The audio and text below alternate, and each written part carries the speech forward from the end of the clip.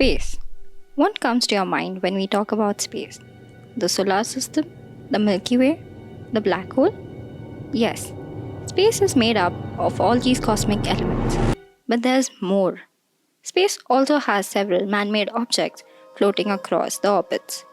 The objects that have enhanced the way we work or simply live our lives. These elements include the satellites that take care of our day to day functions. But these satellites too have a lifespan. So, what happens when these satellites are dead and deactivated and end up revolving around the orbit, just occupying space? These objects are what we call space debris, and they are responsible for space pollution. Yes, you heard it right. Now, if you take a satellite like communication satellite, which is INSET for India, the life of such communication satellites is about 15 years, 1-5. Once the satellite is launched into the orbit, then it has a tendency to drift from its orbit because of the influence of the gravity of sun and moon. Now, this particular drift needs to be corrected very often by giving a command from the ground station and bringing it back into its proper orbit. If we don't do that, to give that kind of, to perform that kind of a maneuver, we had to have fuel on board satellite. And there is already a motor installed on the satellite, and by using fuel, actually once you give the command, that particular motor fires, and then you can get the movement of the satellite, and that's how you bring back into its orbit. One can understand this fuel is consumed very often during every orbit correction. So one day what happens at the end of our, say, 15 years or so, the fuel on board satellite gets exhausted. Once it gets exhausted, then naturally as a consequence, we cannot correct the orbit of the satellite. The drift which takes place goes on getting accumulated, and one day such thing happens that we lose contact with the satellite. That is, our ground station is no more in control of the satellite. So you can say that is the end of the satellite life. And the satellite, for all considerations, it is dead. Now, these dead satellites, supposing if they are in the orbit of 36,000 kilometers, they will continue to revolve around Earth for hundreds of years as some kind of a junk. It's not just the satellites, but the rockets that are used to launch these satellites into space also add up to the space debris. As per the sources, one can say that there are about more than 12,000 satellites orbiting around Earth, out of which 85% are dead ones. So one can imagine that there is a huge space pollution because of the dead satellites. So now there are so many small pieces also of broken satellite. If satellite explosion takes place due to remaining fuel or something, so then what happens is there are so many pieces, lakhs of pieces, they are also created in the space, and those are smaller size space debris.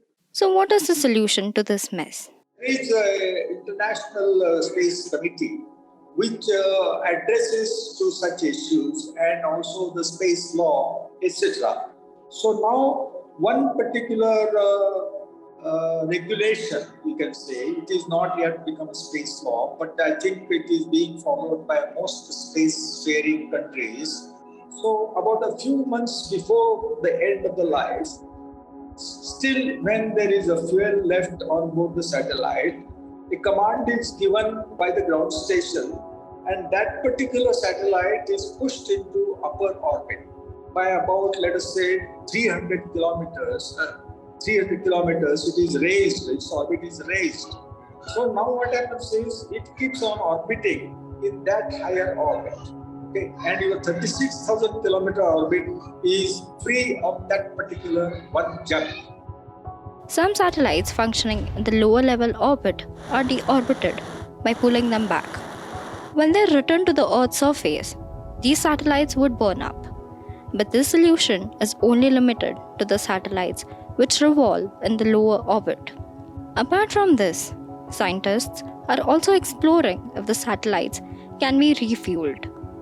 What happens is, as I told you, when the satellite lose their orbit, they tend to come down.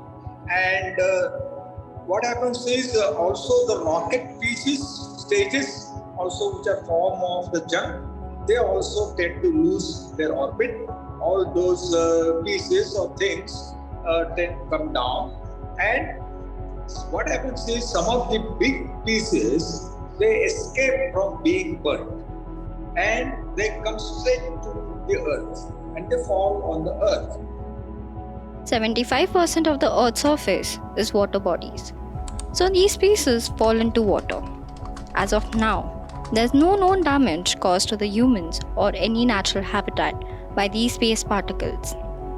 There are initiatives taken up by space agencies such as the NETRO project by ISRO to track the space debris. Tracking the space debris is extremely important part of the space agencies. And so far, many space debris pieces have been tracked and numbered and they are being monitored. Because what happens is, these space debris pieces can collide with a good satellite and destroy the good satellite. Okay, so if we know beforehand that such an event is going to take place, then the satellite can be slightly deviated from its orbit temporarily and that collision can be avoided. Since October 1957, when the first ever satellite was launched into space, close to 9,000 satellites have been launched by around 40 countries. Moreover, several commercial players have entered the space race, with numerous commercial satellites going up in space every month. If this continues, we may end up with a bridge of space debris that would block and limit our movements in space. To avoid this, we need stringent regulations and more feasible solutions that would tackle this issue faster and much efficiently. Many space agencies are trying their best to come up with a solid solution to eradicate space junk. Though this may not be seen as an immediate problem, it is definitely growing to be a serious concern.